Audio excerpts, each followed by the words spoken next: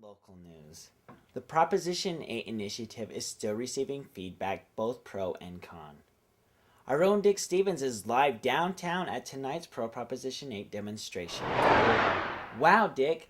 Looks like you have quite the crowd there to support Proposition 8. That's right, Kelly. I'm in downtown Salt Lake City near the local temple of the Mormon Church in the ongoing debate over Proposition 8.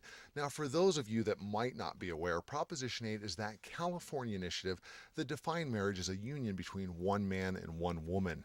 Now, behind much of the controversy is the Mormon Church's strong financial support over Proposition 8, which many people feel is in clear violation of separation of church and state.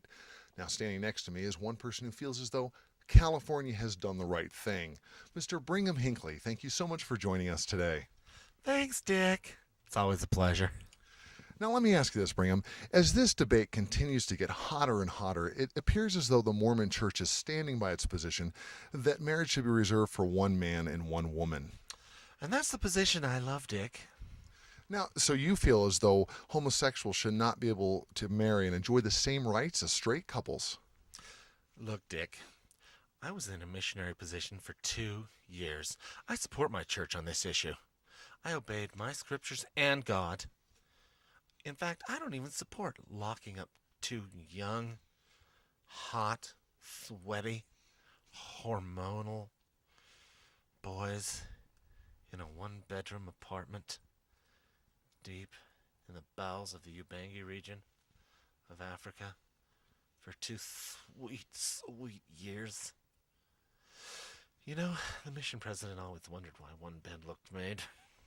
Now, why does it appear as though your church seems to be leading the fight against the homosexual community? Well, if my church doesn't, then who will? If we allow gays to get married, then what's next? First it's men marrying men, and then what? Sheep? Chickens? Well, let me ask you this. Do you feel as though other Christian faiths have not done enough to protect the institution of marriage? Oh, well, first of all, you can't trust the damn Catholics.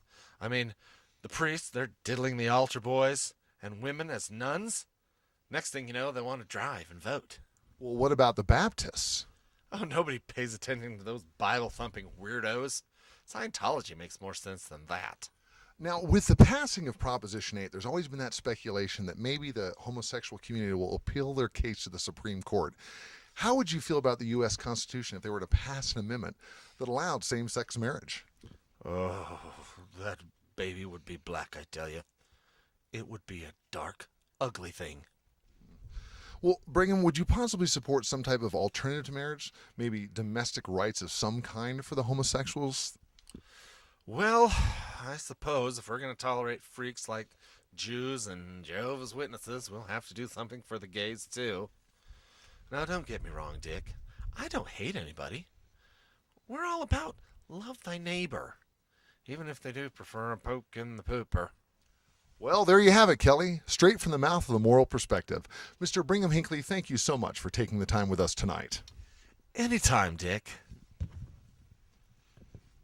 Oh my, you have strong hands.